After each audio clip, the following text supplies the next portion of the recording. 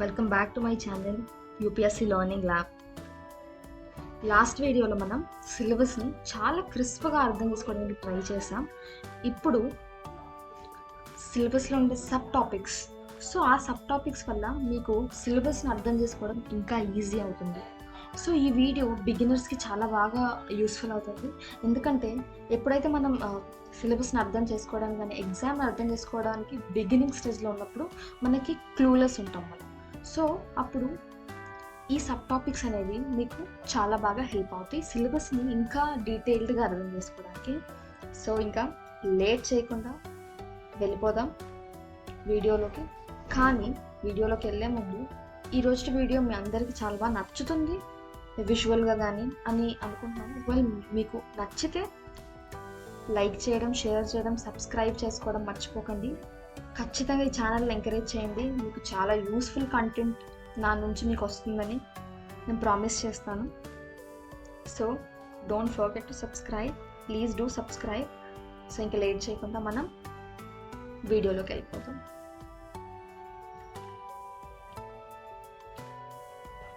So మనం last వీడియోలో సిలబస్లో మెన్షన్ చేసిన బ్రీఫ్ టాపిక్స్ని తెలుసుకున్నాం.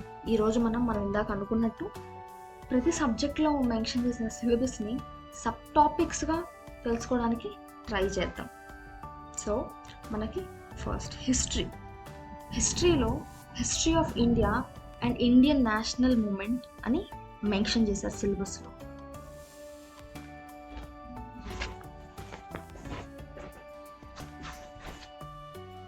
సో ఇందాక హిస్టరీ ఆఫ్ ఇండియా అని మెన్షన్ చేస్తారు.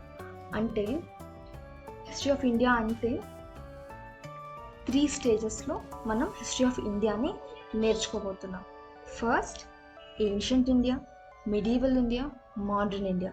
సో ఈ మోడర్న్ ఇండియాలోనే మనకి ఇండియన్ నేషనల్ మూమెంట్ అనే టాపిక్ కూడా ఇంక్లూడ్ అవ్వబోతుంది. సో మీరు ఇప్పుడు history of India, Indian national movement అంటే ఏంటో తెలుసుకున్నాం ఈ 3 స్టేజెస్లో.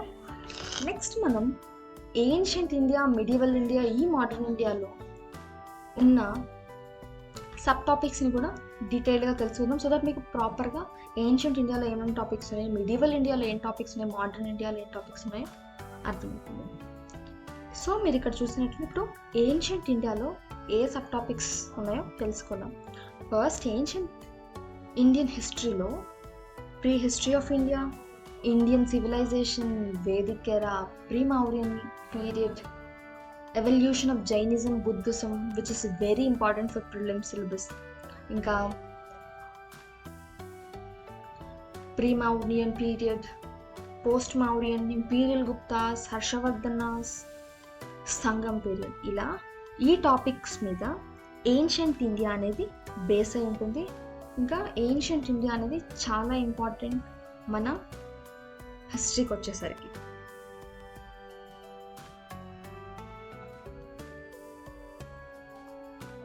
సో ఇదన్నమాట మన హిస్టరీ, ఏన్షియంట్ హిస్టరీకి వచ్చేసరికి. Next medieval history, most neglected. So దీని మ్యాక్సిమం చాలా స్టూడెంట్స్ ఇది చదవరు. సో కానీ మనం సిలబస్ తెలుసుకుంటున్నాం కాబట్టి మిడీవల్ హిస్టరీలో ఏమేమి ఇంక్లూడ్ అవుతాయో ఒకసారి తెలుసుకుందాం. ఫస్ట్ మిడీవల్ హిస్టరీలో ఎర్లీ మిడీవల్ మేజర్ డైనాసిటీస్ గురించి, చోలాస్ గురించి, సౌత్ ఇండియన్ కింగ్డమ్స్ గురించి, ద ఢిల్లీ సుల్తనేట్ గురించి, విజయనగర గురించి, నార్త్ ఇండియన్ ఎంపైర్స్ గురించి, సో స్టేట్ అండ్ గవర్నమెంట్స్ అంటే Akbar, so majorly Mughals. So ఇదంతా మిడీవల్ హిస్టరీ అనమాట. Next modern history. మోడర్న్ హిస్టరీలో మనం 1857 నుంచి తీసుకొని modern Indian revolution of 1857, the struggle for Swaraj, partition of India and freedom struggle in India. So ఇవన్నమాట మన history syllabus sub టాపిక్స్లో చూసుకుంటే.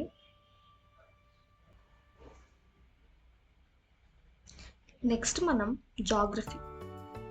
సో జాగ్రఫీలో ఇక్కడ మెన్షన్ చేసినట్టు ఇండియన్ అండ్ వరల్డ్ జాగ్రఫీ అంటే physical, social, economic geography of India and world గురించి తెలుసుకోమంటున్నారు. So ఇక్కడ mention చేసినట్టు physical జాగ్రఫీలో ఏం నేర్చుకోవాలి, social and economic geography of India and వరల్డ్లో ఏం నేర్చుకోవాలో మనం ఇప్పుడు డీటెయిల్గా తెలుసుకుందాం.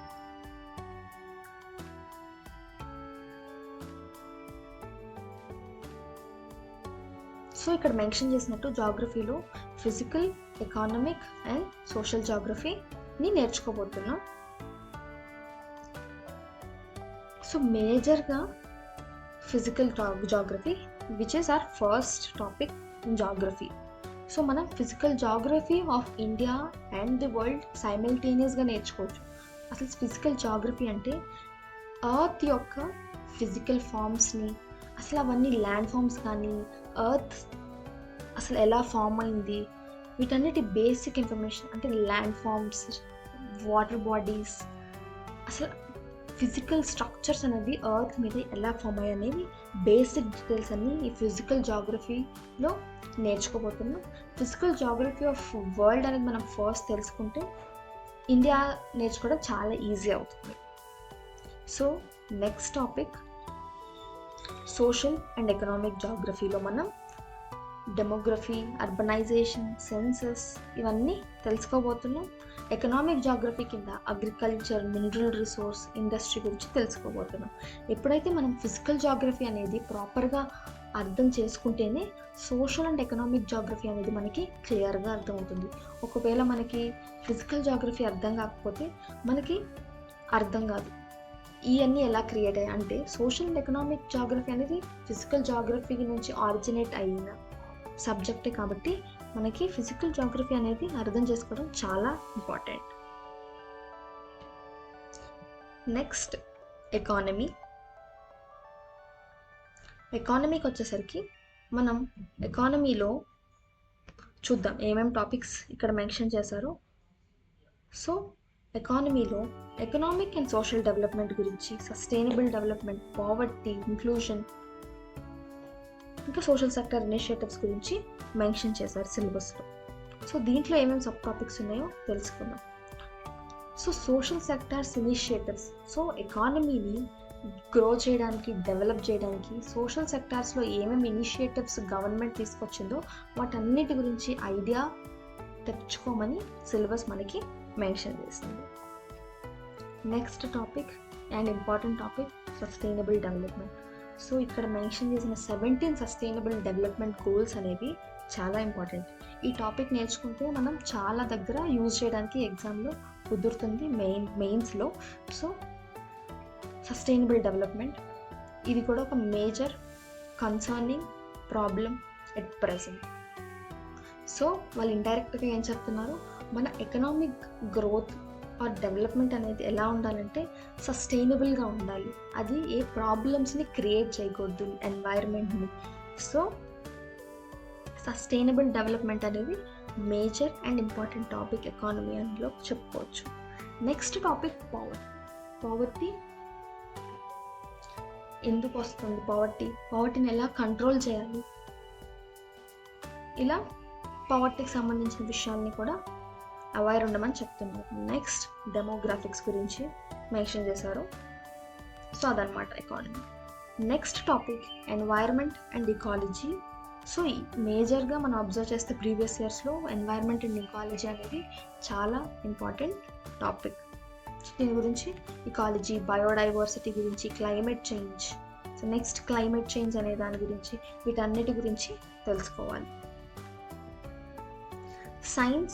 సైన్స్ అక్కడ మనకి ఇందాక సిలబస్లో మెన్షన్ చేసినట్టు బేసిక్ 10th క్లాస్ వరకు సైన్స్ తెలుసుకుంటే సరిపోతుందని మెన్షన్ చేశారు. నెక్స్ట్ మనం పాలిటీ సిలబస్కి వచ్చేసరికి constitution. First topic Indian polity and గవర్నెన్స్లో వాళ్ళకి మెన్షన్ చేసిన ఫస్ట్ టాపిక్ కాన్స్టిట్యూషన్. సో మనకు తెలిసినట్టే కాన్స్టిట్యూషన్లో అసలు కాన్స్టిట్యూషన్ ఎలా వచ్చింది, ఫీచర్స్ ఏంటి, హిస్టారికల్ కాంటెక్స్ట్ ఏంటి, preamble, fundamental rights, fundamental duties, DPSPs, directive principles of state policies, ఇలా వేరియస్ ఆస్పెక్ట్స్ ఆఫ్ కాన్స్టిట్యూషన్ని తెలుసుకోవాలి. Next political system. అంటే ఏ కంట్రీలో ఏ పొలిటికల్ సిస్టమ్స్ ఉంది, మన కంట్రీకి ఆ కంట్రీకి ఉన్న మేజర్ డిఫరెన్సెస్ ఏంటి అనేవి ఈ పొలిటికల్ సిస్టమ్స్ అనే టాపిక్లో నేర్చుకోవాలి. నెక్స్ట్ పంచాయత్స్.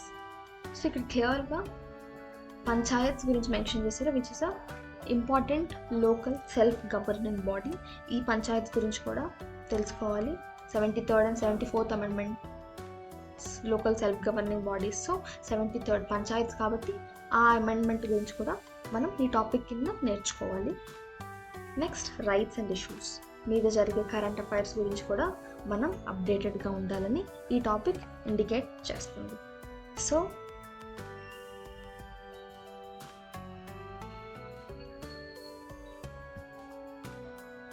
ఇందాక మనం చూసినట్టయితే science basic 10th class science వరకు నేర్చుకుంటే సరిపోతుంది. Last but not the least current affairs.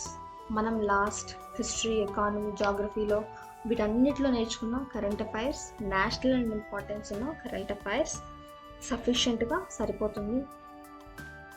So ఇదనమాట బ్రీఫ్గా మన సిలబస్ ఎనాలిసిస్ ఇన్ డీటెయిల్. మీ అందరికీ అర్థమైందని అనుకుంటున్నాను. సో మీ అందరికీ వీడియో నచ్చితే please don't forget to like, share, subscribe. ఇంకా మీకు ఏమైనా సజెషన్స్, మీకు ఏమైనా అర్థం కాకపోతే కింద ఖచ్చితంగా కమెంట్ చేయండి. So let's meet in another video. Next video మనం రీజనింగ్, CSAT గురించి మేజర్గా తెలుసుకోబోతున్నాం. So keep waiting until we meet in our next video. Until then, bye.